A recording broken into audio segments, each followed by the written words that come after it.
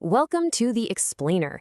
Today, we're going to dig into this really powerful idea from the world of education that's all about building knowledge from the ground up, piece by piece.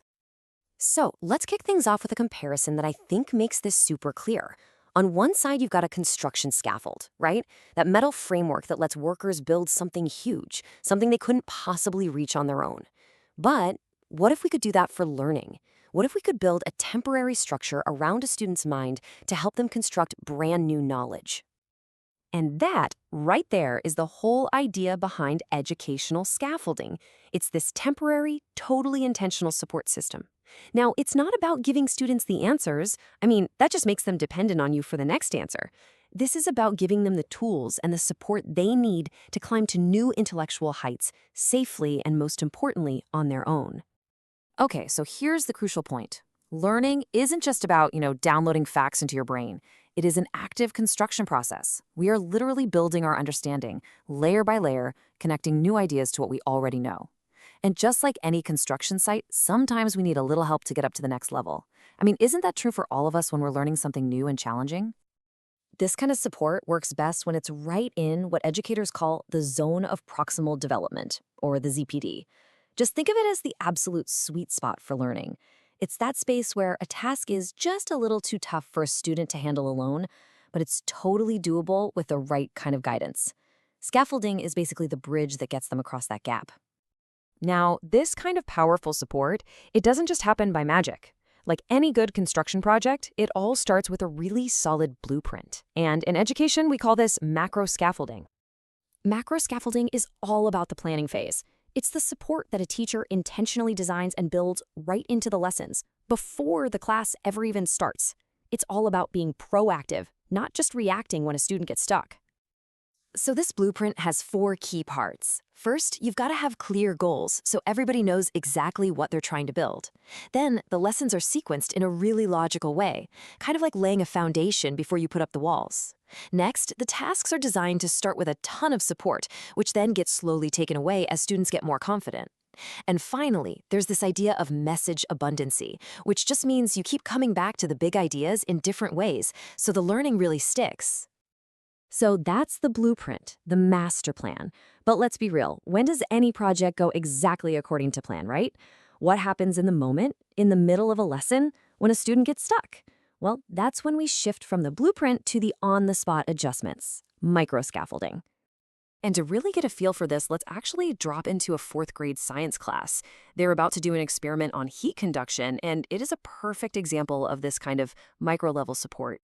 Okay, so the experiment they're doing is actually super simple, but it's brilliant. The students have these 4 different objects sitting in a beaker of hot water. On each one, there's a little bead stuck on with a bit of butter. The challenge is simple. Figure out which material is the best conductor of heat. The first bead that falls off is our winner. But here's the really cool part.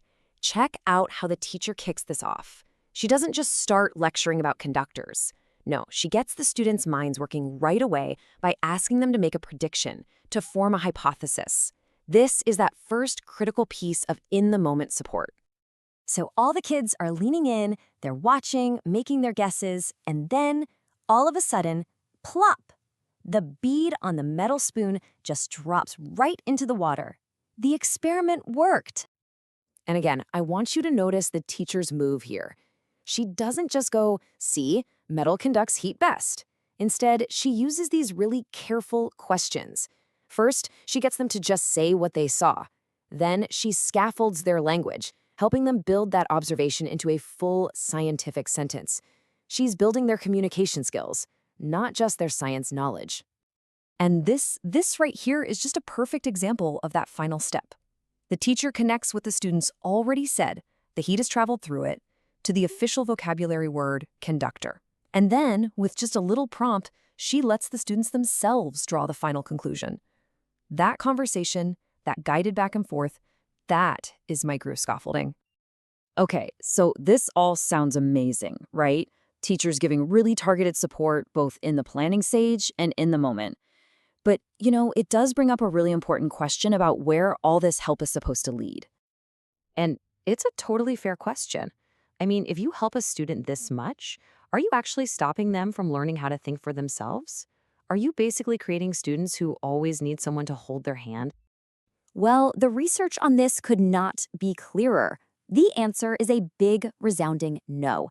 In fact, it does the exact opposite. See, the whole point of scaffolding isn't just about getting a student through one single assignment. It's about building something way more important for the long haul: student agency. Agency is that feeling of being in the driver's seat of your own learning. It's that confidence to take initiative, to try something hard, and, this is huge, to learn from your mistakes without being afraid. This is how we build active, confident learners, not just kids who are good at memorizing things. And this, honestly, might be the most important thing to remember about all of this. Just like on a construction site, the support is always temporary. You don't leave the scaffolding up after the skyscraper is built, right? The whole point is to build something strong enough that it can stand all on its own. It's the exact same thing with learning. And that really leaves us with one final, big picture question to think about. If educational scaffolding is the tool we use to build learners, then we have to ask ourselves, what kind of thinkers are we building for the future? Because with the right support today, we're not just teaching history or math, we're actually constructing the curious, the confident, and the independent thinkers that we're all going to need tomorrow.